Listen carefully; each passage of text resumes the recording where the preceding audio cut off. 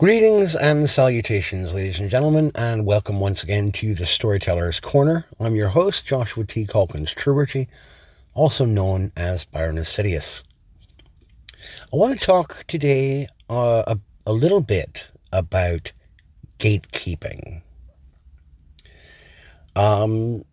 This has been a topic brought up a few times by several folks on YouTube and on Substack, which are the two platforms that I find myself on the most lately. It's also been brought up by a few folks on Rumble, which I am now pretty much equivalent on in terms of bouncing back and forth between Rumble and YouTube. I kind of touch on both pretty evenly now.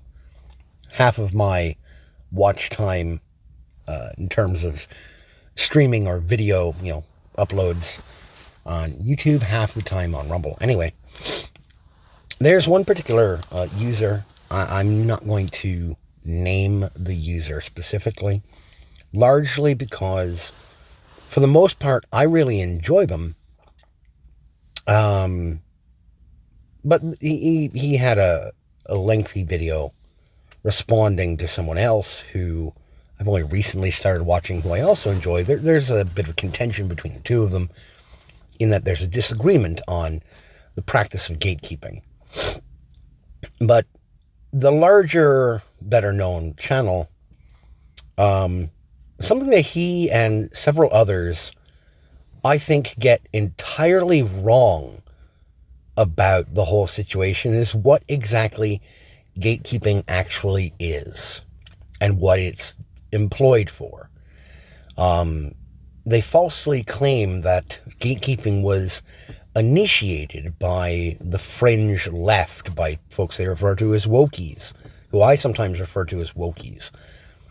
But in fact, the practice of gatekeeping was instantiated beneficially by traditionalists, historically speaking, because in its basic formation, gatekeeping is a form of meritocratic filtering, or ensuring that there's a sort of sameness or an agreement upon some basic a priori circumstances between peoples. It is born out of sort of a traditional tribalist setting. It's foundationally, societies began with small villages or hamlets or townships that would build up as they became successful, as they became viable.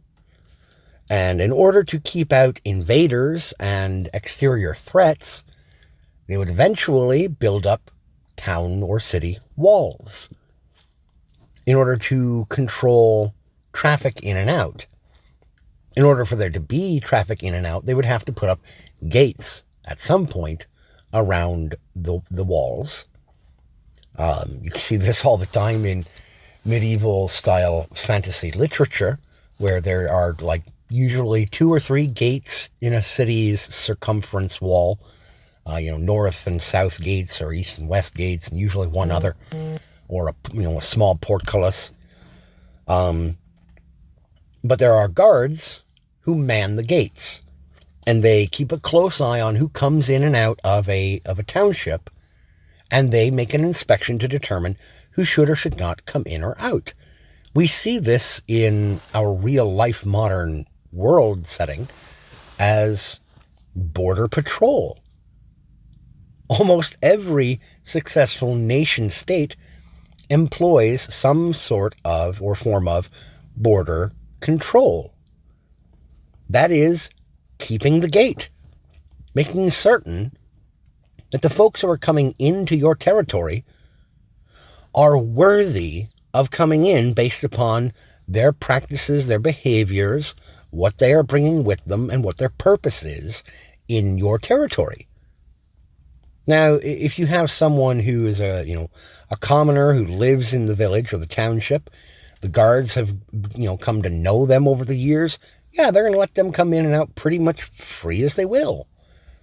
And, new guards will come on and will be informed by the previous guards, hey, that's Tom. He's a grocer. He just went to the next town over to get some different, veg to bring to market, what have you. I'm generalizing, making this I'm simplifying the concept. Okay? But it was born out of merit. And not everyone who is brought in is necessarily going to look or act or be part of the dominant culture. And, merit is going to, the definition of what's meritorious is going to change. And for example, in the Roman army, back during the Roman Empire, there were people who were excluded from military service. But there were also people who were given exemptions. And I would refer you to the Maimed Legion. This was a contingent of Roman army soldiers who had been crippled in war and engagements, but who proved able to serve through the merit of being clever to counteract handicaps from battle.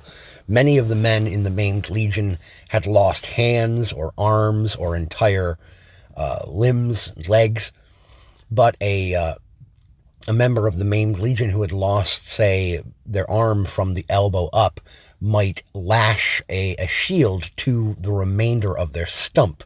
This was a fairly common practice amongst the Maimed Legion, where they had broken or maimed, crippled hands, but they would lash a weapon or a shield to that arm so that they could display to the Roman centurions and commanding officers, I can still serve. So they were maimed, but they were granted an exemption through the merit of showing that they were clever enough to make up for their shortcoming, and they were allowed to serve in this specific unit, which was comprised of maimed men. If they were missing a leg, they could utilize a stump or a stirrup that was lashed to their leg to allow them to still be able to march. It's fairly horrific to think about, but these were men who knew no other way to be but to serve in the legions. But gatekeeping is a practice that's long been practiced culturally. We can see this even show up as far back as the 12th century AD, where there were Christian monasteries who employed scribes who did a great deal of the handwritten copying of Bibles and hymnals for distribution amongst those fellowships who could read, who were literate. Not everyone in Europe was illiterate. There were congregations where it wasn't just the priest who could read and write, but there were common everyday folk who could also read or write, and they would request hymnals, or they would request copies of the Bible. But there were requests made by various pastors and priests and worshipers. They were allowed to write up their own independent, uniquely created hymnals, and they could bring these to the monasteries to propose them for reproduction. The priests and the monks at these monasteries would read through the proposed hymnal, and if they did not feel that it was holy enough or devout enough, if they felt that it did not properly adhere to the strictures of Scripture and faith, they would reject it. And they would send the applicant back outside of the gates of the monastery. They would keep out their material. Again, this is a form of positive or beneficial gatekeeping. What this larger YouTuber was talking about was not just straight outright gatekeeping, which, on its own, which is what has largely happened. What he was referring to was infiltration into hobbies by these fringe wokies, who then turned around and changed the culture inside the hobbies and practices, and then attempted to gatekeep after purging out the original holders and practitioners of the hobby. It's not the same thing as just straight out gatekeeping. If proper gatekeeping had been done with the hobby in the first place, these people would not have been able to spread their infection throughout the entirety of the culture within the hobby, the subculture.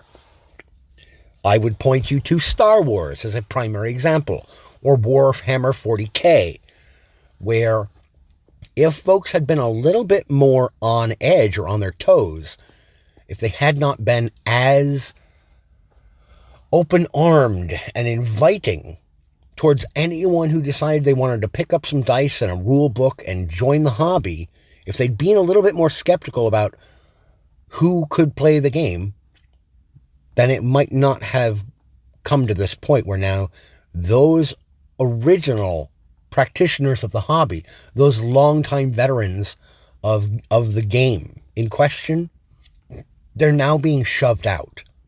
And now they are being gatekept.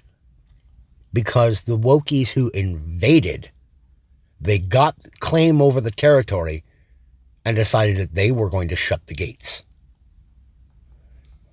And this is largely ignored by this larger YouTuber. He doesn't go over at all the possibility that the folks who originally enjoyed the hobbies like Dungeons and Dragons or Warhammer, video games, that if they had been a little bit more discerning about who could get a hold of the reins of power and authority within the confines of their pastime, then this might not have happened.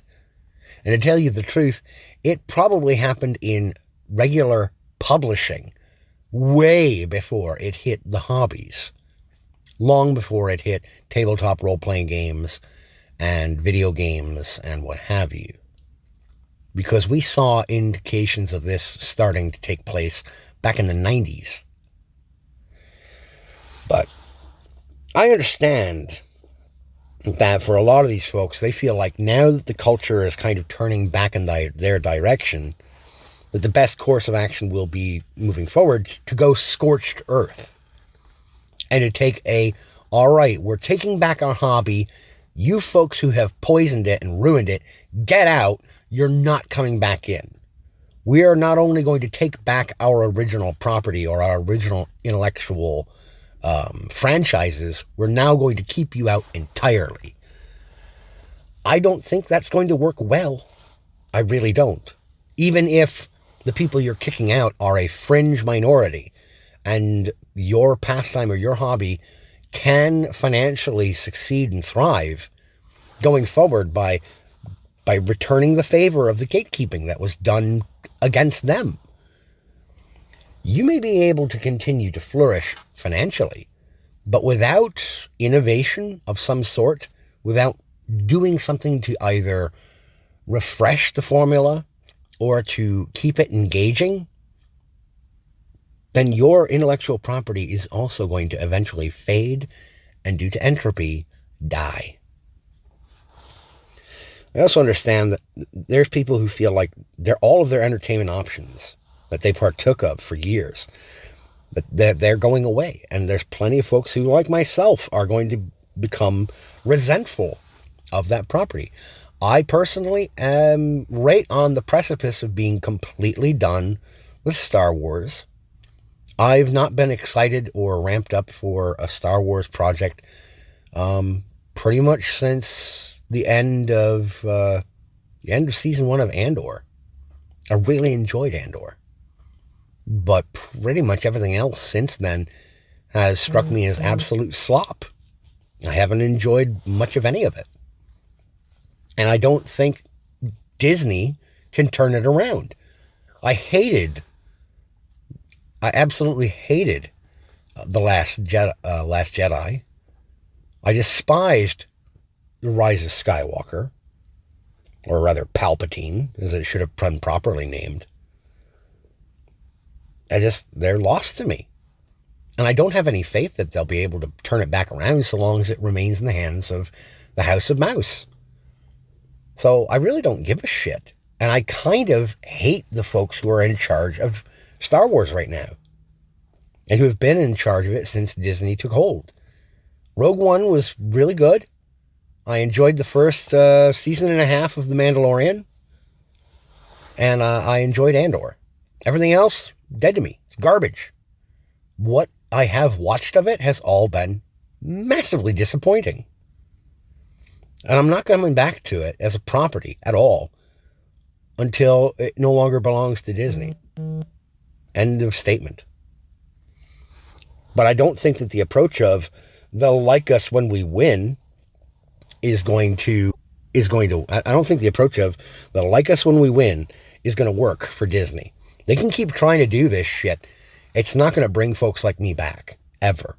If you keep doubling down and leaning harder in this direction, I have no interest.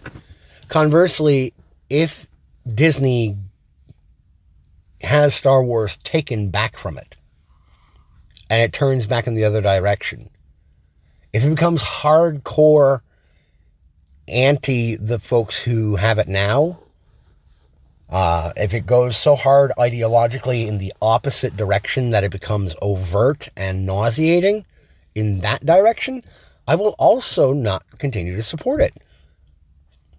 I'm not here to be lectured at by anyone. I am here to be entertained and to maybe have some thoughtful introspection offered up in response to the material placed before me. But Star Wars doesn't really do that anymore. Additionally, on the idea of gatekeeping, and this is more sort of tied in, it's not an exact one-to-one, niche markets, niche projects, and the folks who make niche material, they really should learn quickly how to become sustainable. If you make a project and you know that the primary audience who you're targeting is a small contingent of the broader populace, you can succeed financially if you know that you're targeting a small audience. It's not like you don't know how to do this. Just take a look at BET, Black Entertainment Television. They've been around for a very long time. They have a very particular audience, and they know it. And they operate accordingly. Okay? Take the example of BET and some old school indie filmmakers and producers.